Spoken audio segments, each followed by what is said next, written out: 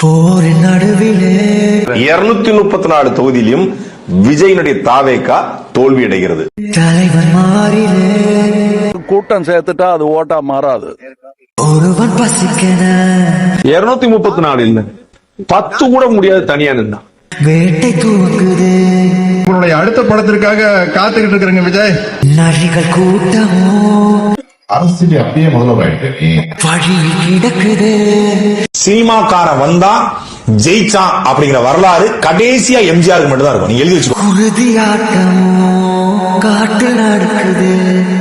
நிறுவனம் என்ன சொல்லுது, அவர் தான் முதலமைச்சர். இப்ப இது எவ்வளவு பெரிய காமெடின்னு மக்களுக்கு தெரிஞ்சிருச்சு. வாடைகள் 100 வந்து போதவில்லையே.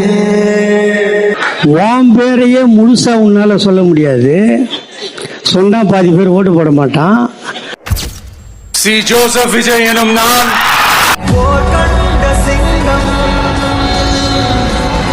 தமிழ்நாட்டு அரசின் முதலமைச்சராக யார் கண்டு அஞ்சும் உறுதிமொழிகிறேன். போர் கண்ட